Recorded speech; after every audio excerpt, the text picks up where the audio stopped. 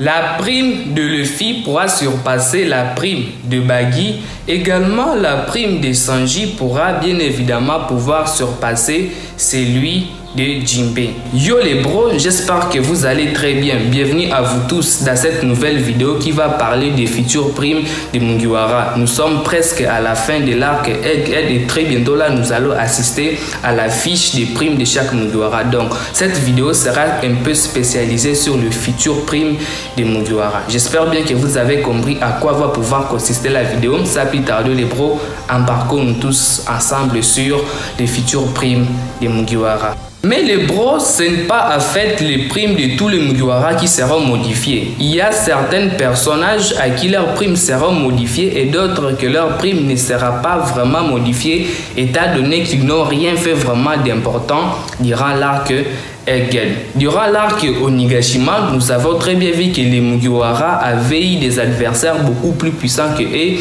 également des adversaires qui possédaient une prime assez plus élevée que eux-mêmes ils possédaient. Tandis qu'aujourd'hui sur Egghead, il n'y a pas vraiment beaucoup d'adversaires que les Mugiwara peuvent combattre afin que leur prime puisse être modifiée.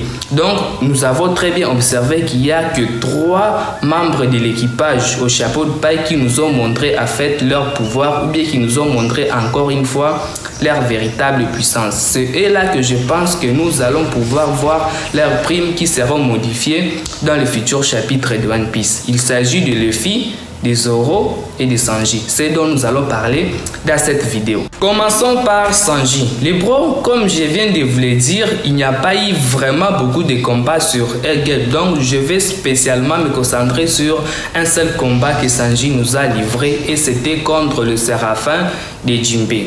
Contrairement à Luffy et à Zoro qui étaient obligés de faire alliance avec les CP0 afin de pouvoir terrasser ces Séraphins. Mais du côté de Sanji, il était tout seul avec Nami. D'ailleurs, il a agi attaquer un véritable prince charmant afin de pouvoir sauver sa Nami.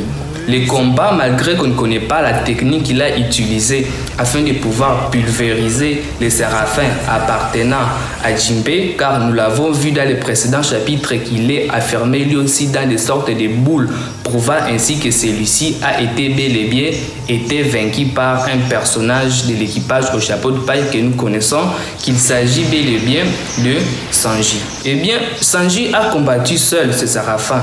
Il n'a pas eu besoin de faire alliance avec une personne. Il n'a pas eu besoin qu'on puisse l'aider. Il a fait ça tout seul avec ses véritables pouvoirs. Mais là où ça va devenir assez intéressant avec Sanji est qu'il s'agit bel et bien de ces fameux Sanji que nous avons vus sur Onigashima contre Queen. En fait, ses sourcils se sont inversés et je pense plutôt que cela est à la base de la victoire de Sanji. Je vais aussi vous rappeler que Sanji lui ne connaît pas en fait les points faibles de Séraphin, étant donné que lui il était vraiment éloigné de Luffy et de Zoro, donc il a dit découvrir ces points faibles là de lui-même. Donc la prime de Sanji, nous la connaissons aujourd'hui, elle est de 1,032 milliards de berries. Et bien, je suis sûr que la prime de Sanji risquera de pouvoir changer dans les futurs chapitres de One Piece. Et j'aimerais aussi ajouter un petit détail. Je penserais plutôt que la fiche de Sanji nous aura en fait les sourcils inversés, tout comme sa famille. Cela pourra ainsi montrer que celui-ci est bel et bien devenu comme les membres de sa famille. Mais quelle est la prime que Sanji devra obtenir dans les futurs chapitres de One Piece? Eh bien, moi, je donnerai tout simplement à Sanji une prime de 1,500 milliards de berries. Pourquoi une prime aussi élevée? C'est tout simplement parce que, en fait, il y a l'influence tout d'abord de sa famille. Il y a également aussi ses sourcils qui se sont inversés. Également un changement qui s'est produit à lui. Cela peut laisser à ce que le gouvernement mondial puisse demander quels sont ses pouvoirs et peut-être ils pourront augmenter la prime de Sanji dans le futur chapitre de One Piece. Ainsi, la prime de Sanji pourrait dépasser celui de Jinbei qui n'a quasi rien fait. Tandis que lui, il est en train de combattre les séraphins appartenant à Jinbei. Eh bien, Jinbei, lui, était avec Miss Stacy en train de se promener. Le deuxième personnage, il s'agit bel et bien de Zoro. Au début de l'arc Egghead, je me suis posé la question, est-ce que nous aurons réellement des combats comme sur Onigashima? nous aurons réellement des primes qui seront modifiées dans les futurs chapitres de One Piece. Et bien, au fur et à mesure où l'histoire avançait, très précisément l'arc avançait, et bien, les combats se sont ajoutés et je me suis dit que les primes vont devoir changer dans le futur. Et bien, l'adversaire de Zoro était premièrement le Séraphin appartenant à Dracul Mihawk. Et Zoro a très bien géré ça. Il était largement supérieur au Séraphin appartenant à Dracul Mihawk. Mais il y a eu un problème avec le Séraphin de Kuma car il s'est ajouté à la bataille. Vous ne pouvez pas réussir à pouvoir combattre deux Séraphins en même temps. Luffy et Zoro ont été obligés de pouvoir faire alliance avec les membres de CP0 Son Kaku et Rob Lucci.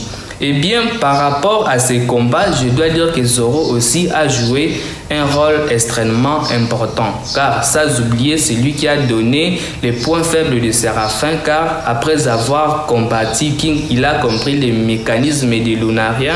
Et c'est ce qu'il a donné aujourd'hui sur Egghead. Les points faibles de King étaient les points faibles de Séraphin. Alors là, il sera un peu difficile de pouvoir vous dire que c'est Zoro qui a réellement vaincu ces Séraphins.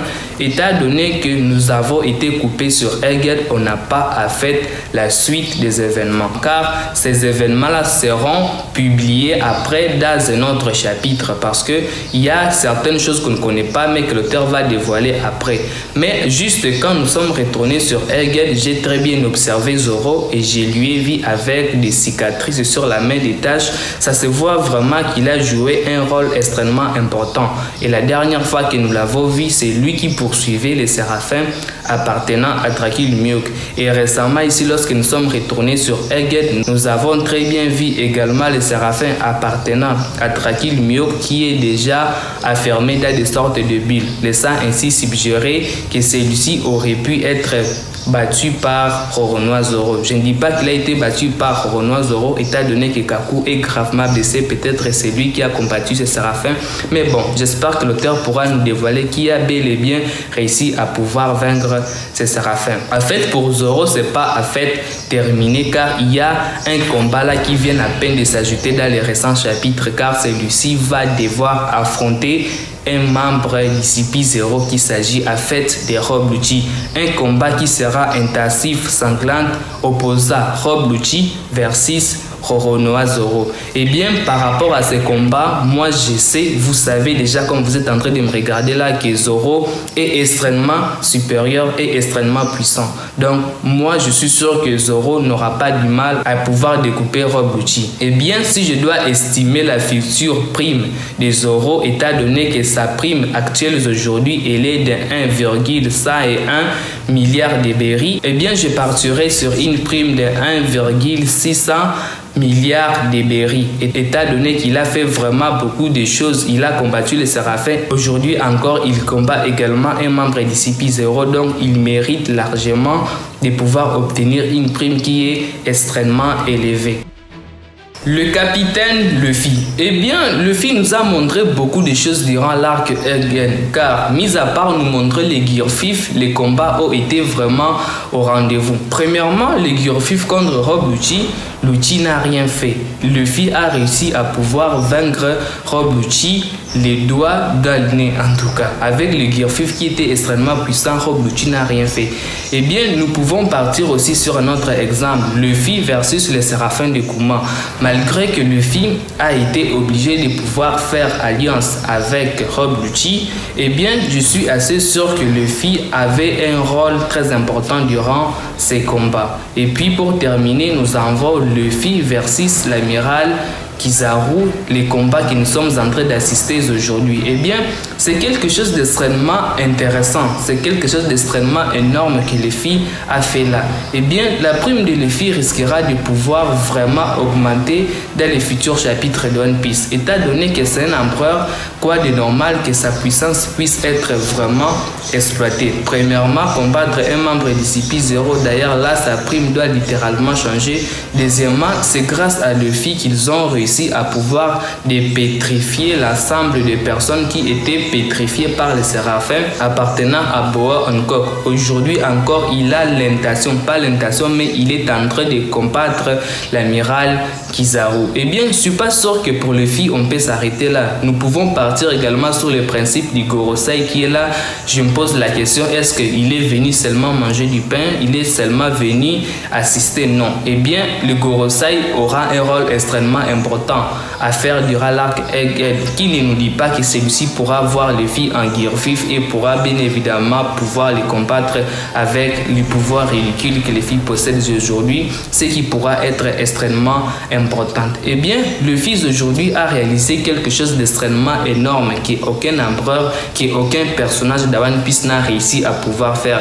Eh bien, le fils a réussi à pouvoir faire déplacer un membre des Gorosei, chose que Shanks n'a jamais réussi à pouvoir faire dans One Piece. Donc, la prime de Luffy aujourd'hui, nous la connaissons, elle est de 3 milliards de berries, une prime que nous tous nous avons refusée au moment où l'auteur de l'œuvre avait donné à Eustace, Captain Kidd, à Trafalgar Law ainsi qu'à Luffy 3 milliards de berries. Et bien aujourd'hui, l'auteur de l'œuvre pourrait changer la donne et pourrait donner à Luffy une prime de 3,500 milliards de berries, une prime à qui je peux dire que par rapport à ce que Luffy a réussi à pouvoir faire aujourd'hui sur Egghead, eh bien, Luffy mérite largement une prime assez élevé. J'espère bien qu'il pourra bien évidemment combattre le Gorosei, car là nous pourrions même arriver à une prime vraiment qui pourrait même rivaliser avec les 4 milliards de berries. Bon, quelles sont alors vos primes que vous donnez au Mugiwara? Étant donné que chacun de nous a sa propre idée sur sa prime, j'aimerais que chacun d'entre vous puisse me dire: je donne à Luffy ceci, je donne à Zoro ceci, je donne à Sanji ceci. Merci à vous et prenez extrêmement soin de votre futur et de vos proches, car cela c'est le plus important. Et peace les bros.